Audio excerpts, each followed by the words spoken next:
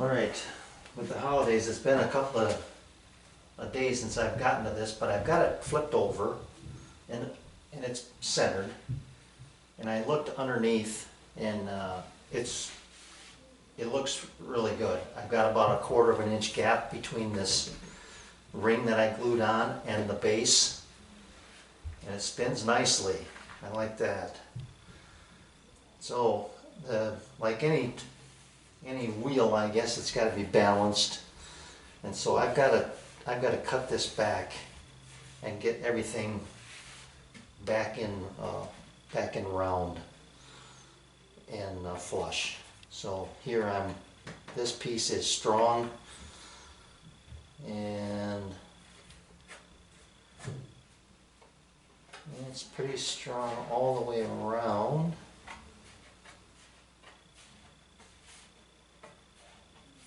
Yeah, so it looks like, yeah, I'll be taking more off the top than the ring.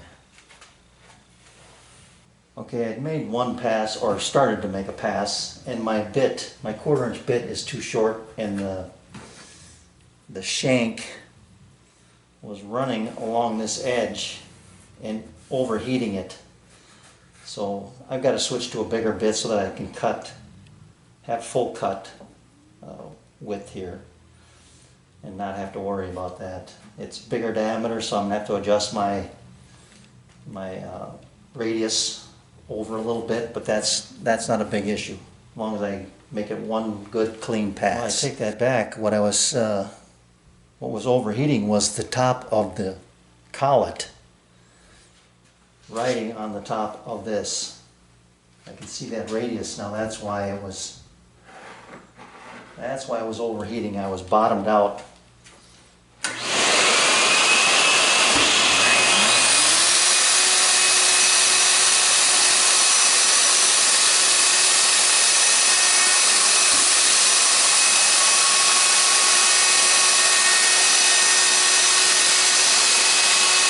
I like it. It's nice and flush where it did complete the full cut. So I will bump it in just a hair, one more pass, and we should be good. That turned out really nice. I am happy. So this is the setup I had to come up with.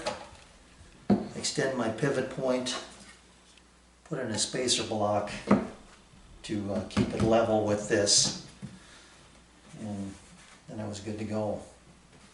I'll put this back on. I'll put my dowel pin back in here. Should be done with this router.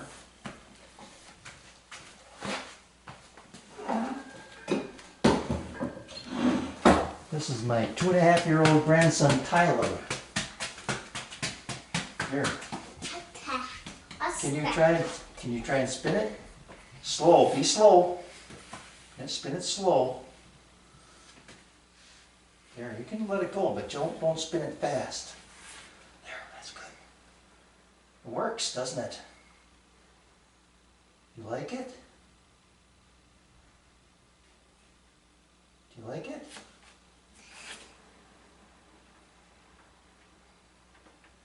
Nice. Huh? I can't turn it on because it's not plugged in. Yeah.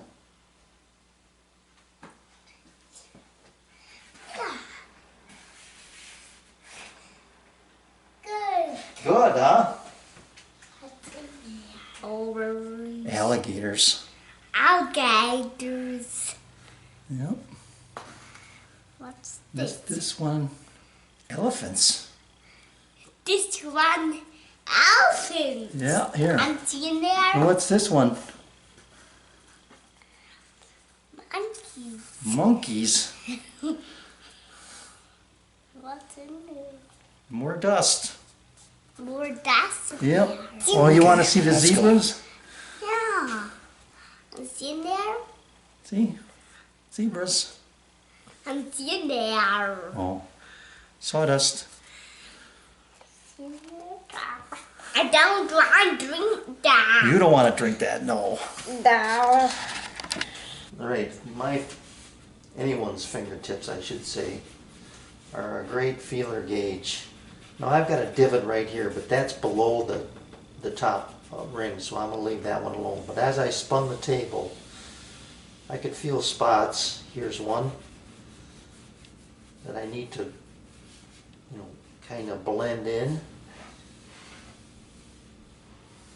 Here's another, and as I found them, I just put an X on the spot. All right, I've come across a large void here that I am going to fill. I had a smaller one over here on a little further away, which I was going to just let go, but as long as I was doing it, I'm doing them both. So I've got this tapered in two directions. This way it's tapered, and this way. So I'm just going to put this in and pound it in a little bit. I'm using super glue here. I'm going to put some in here. And I'm going to spray this and put it in here.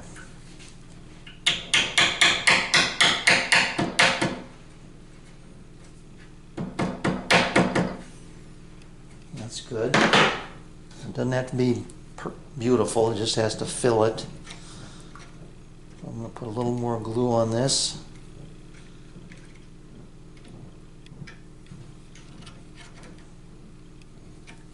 And give it another shot.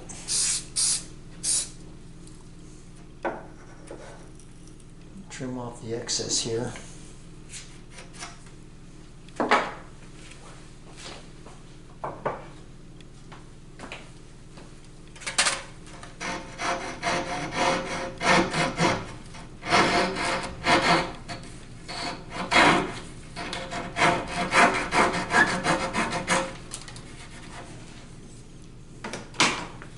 Give it a light sand, even though this is going to get covered.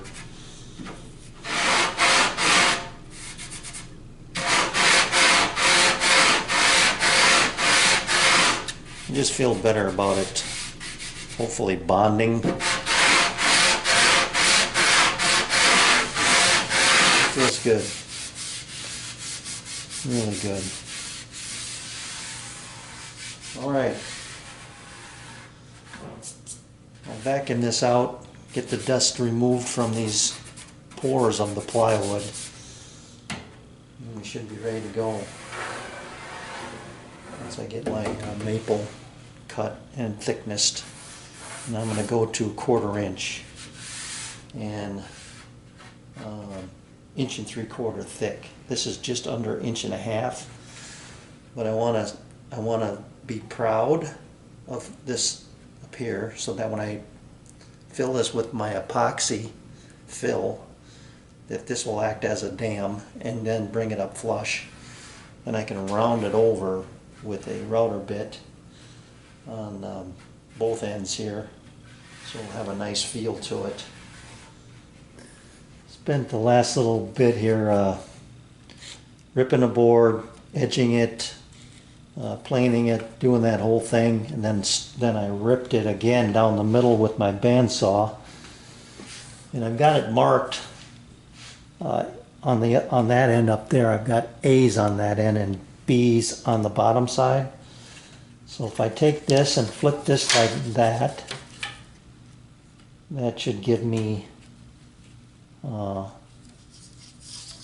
2 book matches this way, end grain to end grain, which is nice. Okay. All right, I've decided to go thirds, and what I did was take my rule here, ran it through the center, like right there.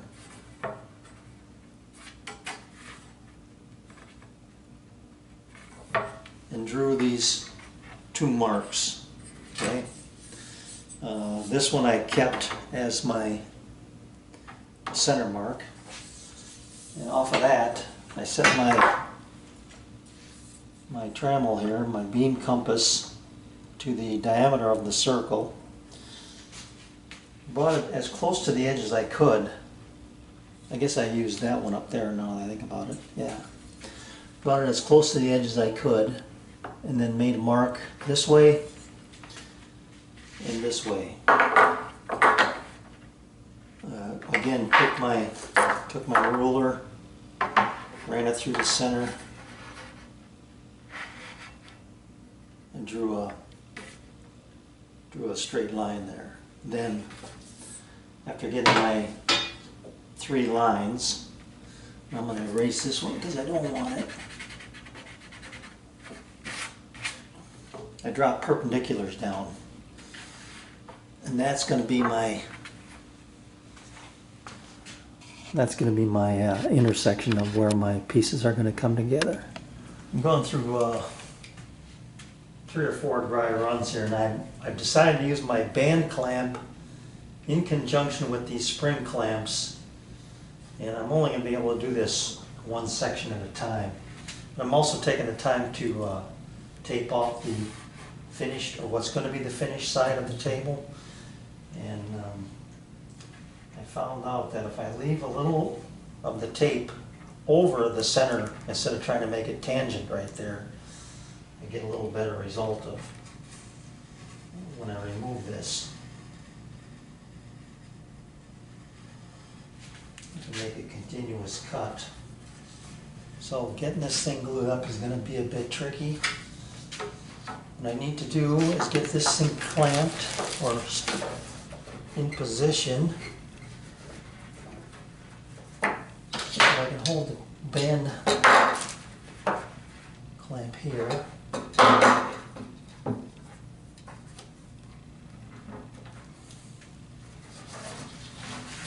Run this around.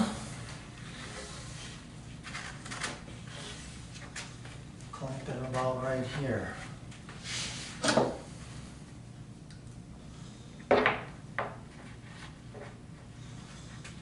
That gives me enough slack.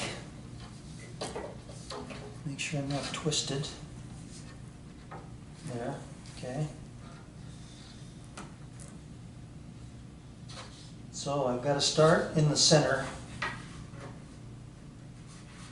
and work my way this way.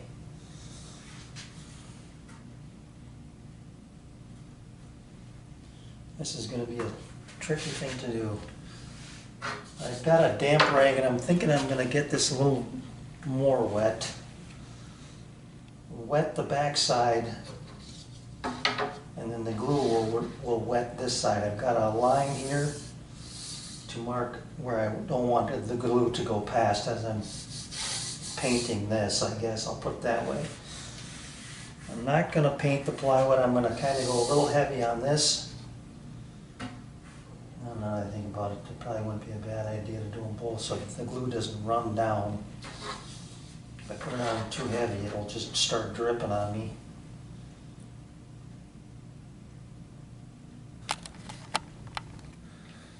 Right, that actually went pretty well. I'm pleasantly surprised. I used Titebond 3 to give me a little more open time. The glue did want to go, gravity obviously wanted to go this way, so I had some drips, but I know that the top is protected by the tape, but I wanted to get that excess glue on there, so I just came along with this cut credit card and just scraped along the edge, wiped it, and just did that 2 or 3 times until I got all the glue out of there that I think I can. And it looks good. So this is going to get filled with that epoxy, so I think that's going to be a plus to help hide that if there's any glue on the residue left on there. I'll give it a light sand or a scrape with my card scraper. But I've got it nice and tight here past the line, so I will like I say, cut that back maybe 3/8 off of that line on both sides, or on this one I should say. That'll give me the ability to wrap the next one tight to this. Nothing to do but now except wait for a good couple hours anyway. And for me, 2:30, 4:30, yeah. I won't be able to do another one today. I'll have to just come back and do one tomorrow morning. Or maybe tonight when I get home, we'll see. It'd be nice to have the two pieces sit overnight. And I'm hoping that there's enough tension here, or enough bite with the glue, that when I take the clamp off, it'll stay in place. We're gonna find out. The other news is I could also have time to work on this now as well. So I've got other things I can do. I can round over these edges. I got to bolt this in, and take care of the base too, round that edge as well. So I've got things I can do while this thing is the glue is setting up.